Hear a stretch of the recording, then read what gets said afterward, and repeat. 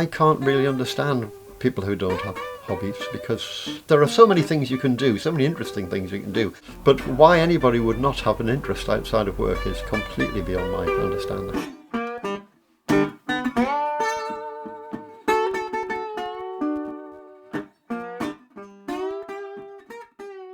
When I'm working down here, normally I've got Spotify on, listening to old blues and that sort of thing, you know, and Bob Dylan, of course. These days, people tend to use motorcycles more as a sort of hobby thing, as a toy, if you will, which is fine. There's nothing wrong with that. But some of us use them as daily transport. I've never learned to drive a car. It's a bit claustrophobic. I like to be outside, you know. Yeah. There's time yet. Yeah. Maybe. Yeah, that is true.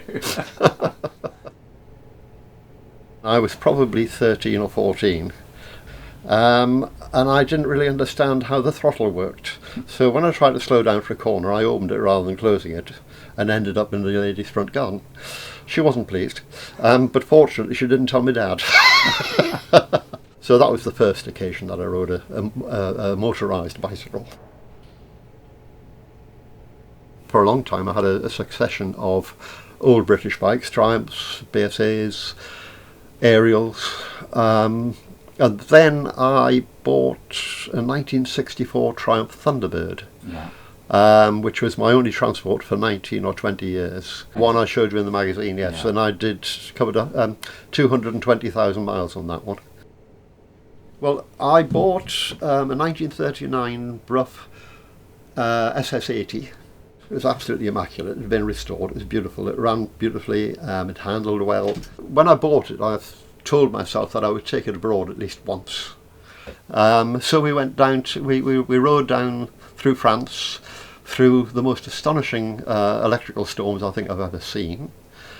I thought the Brough would die of water. You know, I thought it would just be swamped. It never missed a beat, nor did this. Amazing. And we went over the Pyrenees down to Segovia, spent a few days in Segovia, then travelled north to the Picos, then took the ferry from Santander back home. So we did about 2,500 miles.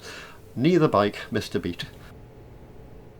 C.E. Lawrence of Arabia, he owned 7 Broughs in total, and unfortunately met his end on one of them when he crashed it avoiding 2 little boys on bicycles. But he had them because they were the best. I have to ask about the, bring up the Sunbeam. Right, yeah, the Sunbeam, right, well the Sunbeam is, the Sunbeam is here, part of it, the gearbox is down here, and the engine is under here.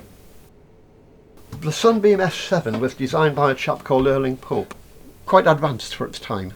The execution wasn't too good. And this particular model is a 1947 model which spent most of its life in South Africa. Various parts of this, I've had bits made, I've made bits myself, I've altered things, but it's been something of a problem.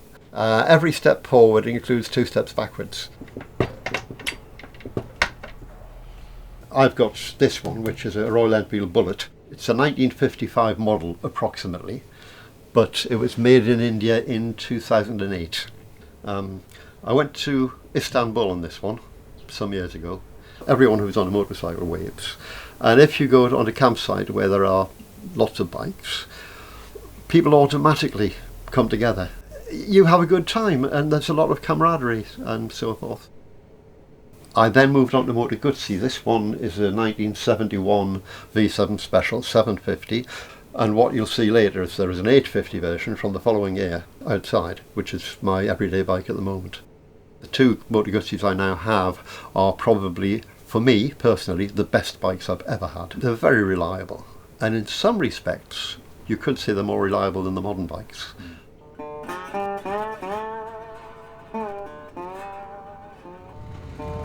There is a freedom, yes. You're at liberty to go as fast or slow as you like, to go where you want, to stop when you want, and to avoid the vast majority of the traffic, which is a good thing. So yes, it's liberating. It really is liberating. In fact, it's cathartic, you know. It may sound rather silly to those who don't do it or don't see it the same way as I do, but I think it's long journeys, particularly abroad, it's almost a spiritual thing. Does that sound silly? I don't know, but that's the way I see it.